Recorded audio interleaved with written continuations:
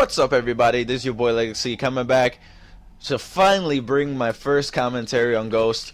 Pretty excited to bring this commentary, and I'm sorry it took a little bit long, but it took me a while to get used to Ghost. Obviously, I've always been a Treyarch gamer, and when I say Treyarch, I do a lot better on Treyarch games, like Call of Duty, Black Ops, and Black Ops 2. For some reason, I don't know why, and I really enjoy them more than any of the Infinity War games. But anyway, took me a little bit. I got you this nice gameplay. It's a very good gameplay for me.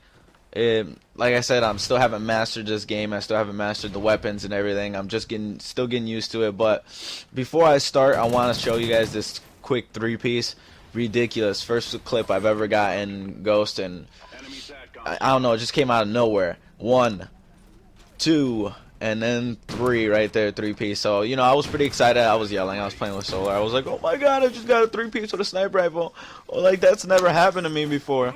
But, you know, it's happened to Black Ops 2, but it's never happened in Ghost. So I was kind of excited. You know, a little overexcited. You know, I'm not a sniper, and to get a three-piece like that, it was pretty cool. But anyway, I want to move on because I want to give my first impressions, or my impressions of the game after it's been released for about a week and a couple days, I think. Yeah, about a week and a couple days, and I want to give my impressions here.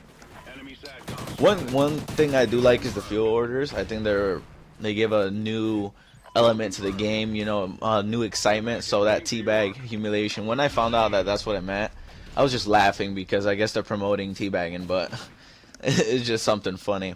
But I want to move on to the pros in this game, and obviously with every game there's no perfect Call of Duty. There's always a pros and con. There's always cons, things that make the game bad, and then pros, things that are good about the game. Now, in the pro, I really think this game is very smooth, and when I say smooth, 60 frames per second smooth, really good. But I mean, besides when you get into sliding and the leaning and everything, it's all smooth. Nothing is laggy, nothing is hard to do, nothing is sketchy. Everything just runs really smooth. And we all know that Infinity Ward has never had a dive, or like Treyarch did, like the dolphin dive. They never had anything. Once you go prone, you just go prone. That's it. But they brought sliding, and at first I was kind of, you know, skeptical about sliding. I thought it wasn't going to be as smooth, and that was going to be sketchy, and you could tell maybe there was a lag or something like that. But that's what I was thinking.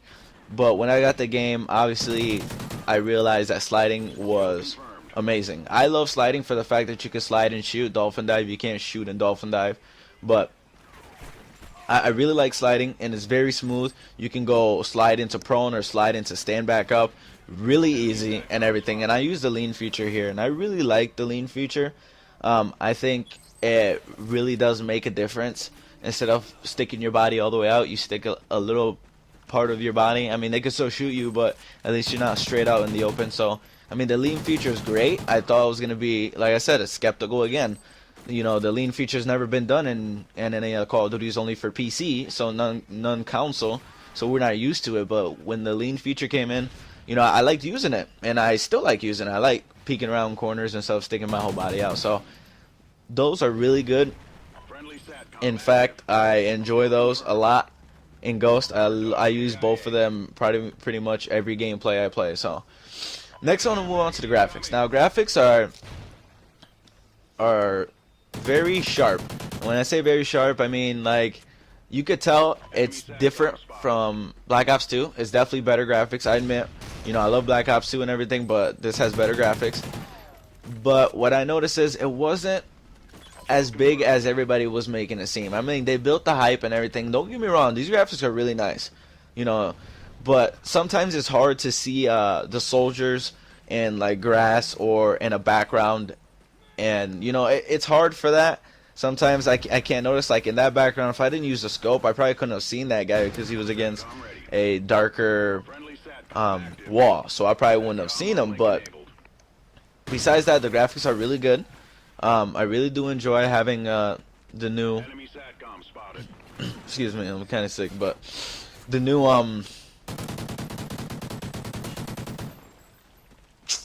what is the word? I'm forgetting. The new engine. There you go. God, my mind ain't working today. But new engine, and with the new engine, obviously everything looks nicer and crisper, and crisper. That's my own word, but you could tell the detail in each map, so it's really nice. But those are the really big pros that I've seen. I mean, there's little tiny pros, but obviously we got to move on because this gameplay is almost over.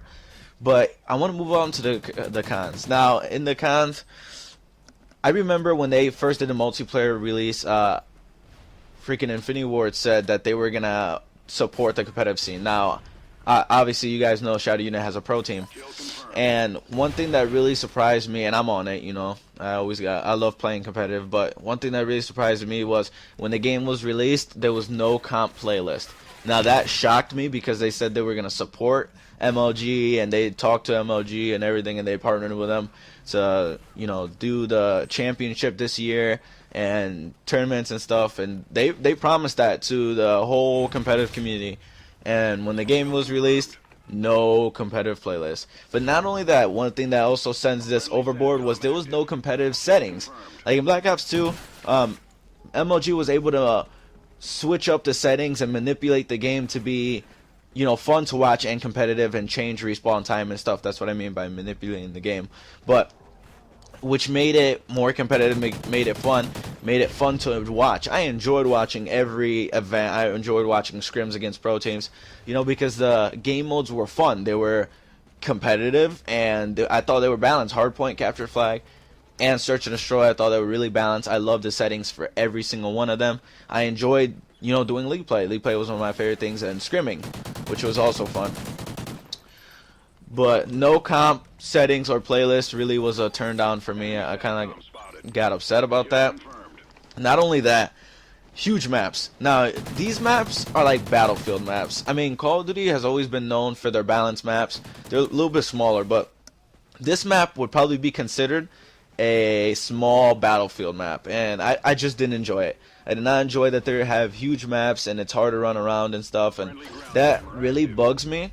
I don't like that. I feel like all the objectives are too far spread out, and we have to run too many distances, meaning more snipers. So, you know, huge maps, I wasn't, you know, I wasn't a big fan of that. I don't like it, and I wish they would have came out with maps that were decent size for competitive play and public play.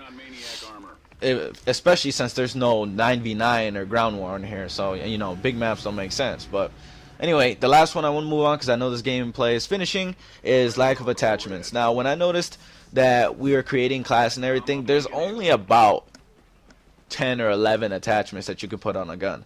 And really, I didn't like that, and I think there's less, but, you know, I'm just estimating. I didn't like that. Black Ops 2 had a bigger range of attachments.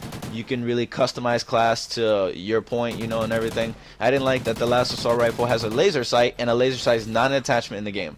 So, I mean, you know, that was like, okay, why did they throw that in there? That really just confused me, but, you know, those are the pros and cons, I think, of Ghost. If I was to rate Ghost at a scale of 1 to 10, I would rate it at a 7 or 8. You know, Black Ops 2 did a lot better job and everything, and I noticed that it was more fun to play. But anyway, you guys, this was my impression of Ghost. Don't take it by my word. Go ahead and try out the game and give me your opinion. Leave it in the comment section below. This has been your boy Legacy. Peace out.